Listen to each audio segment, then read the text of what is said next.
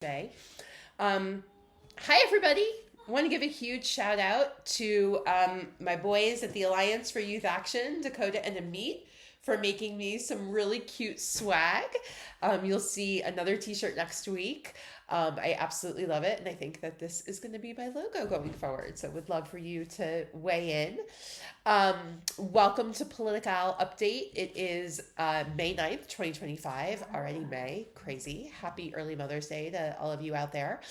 Um, I'm feeling really rejuvenated this week because I got to spend several days in Southwest Virginia with a group of amazing women and a few good men doing incredible work in the states and really thinking about how we're building state power, how we're electing more women to office, how we're helping them once they're in office to get the policy outcomes that we all want. And state power is where it's at, especially in this moment. There will be a lot more coming on that as some of these races really shake out. But it was just so incredible in this beautiful location with these amazing people.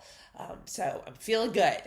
To that end, Electing Women and a number of other allies are hosting a Zoom call for women who are running in the Virginia state legislative elections, which are happening this year, in addition to their governors and other statewide office races.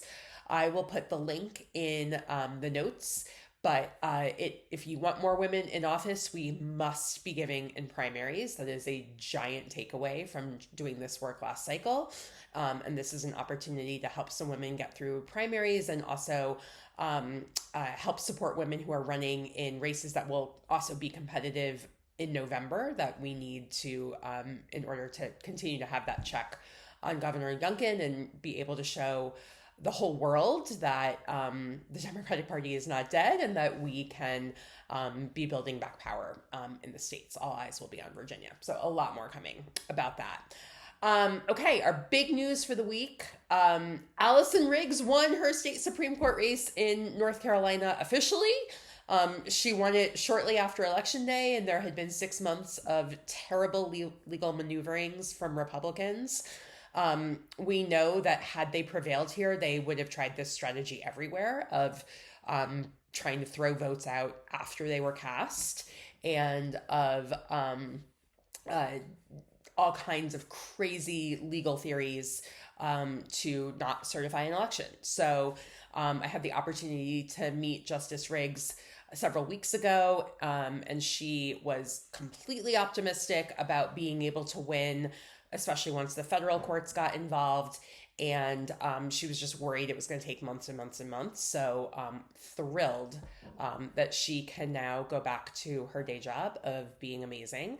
And thank you to everyone who helped call attention to this really critical race. There will be another one next year with Anita Earl, so stay tuned. Got some other good news out of Georgia, where Governor Brian Kemp announced that he will not be running for the U.S. Senate, that he was absolutely Republicans' top recruit in trying to flip that seat in what I think will be probably the closest Senate race in the country. So this is great news for John Ossoff. Marjorie Taylor Greene and others are looking at the race. Congressman Buddy Carter has already gotten in. We expect there to be a very robust primary. And if Marjorie Taylor Greene runs, she might win that primary and then be an absolutely crazy general election candidate. So sometimes be careful what you wish for, but John Ossoff is currently polling in the high double digits against her. In Arizona, remember we talked last week about Donald Trump double endorsed in this race. Well, he's now pulled his endorsement of Corinne Taylor Robinson, who only ran after she got assurances that she was going to get Trump's endorsement. So this makes it much more likely that Congressman Andy Biggs will be the Republican nominee. He is MAGA of the MAGA. And so that continues to be good news for Katie Hobbs, who will have a very, very close gubernatorial reelection in Arizona. And then in New York, this is my home congressional district. I know some of you are watching from New York 17th congressional district, where Mike Lawler has been indicating for over a year now that he was going to run for governor. Donald Trump made a full-throated endorsement of him for Congress to be reelected on Truth Social this week, trying to kind of box Mike Lawler out of running for governor to make way for Elise Stefanik, who has been nothing if not a very loyal foot soldier who sold her soul to Donald Trump. So we'll continue to keep an eye on that. I believe that district is flippable whether or not he runs. Obviously, a little bit easier if he doesn't. But I think Lawler's a stronger general election candidate than Elise Stefanik is. So New York moved further to the right than any other state in the country last cycle. Still blue, but a lot of kind of disgruntled swing and even Democratic voters there in New York as well as in New Jersey. And so we just have to make sure that we are watching our own backyards in these blue states.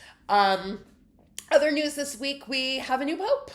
It happened while I was on an airplane coming home, and I was like, oh my gosh, we have a new pope. And he is American and Peruvian. Great combo.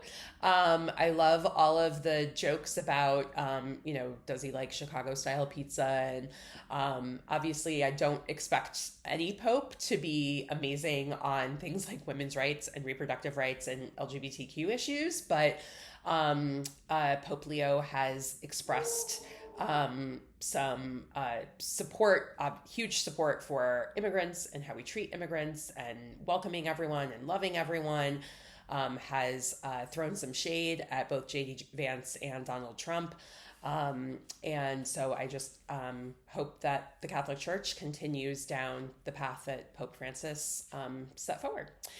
And one other quick note, all of this like insanity around, people can have fewer dolls. Also, do people still really play with dolls? Is that still like really a thing?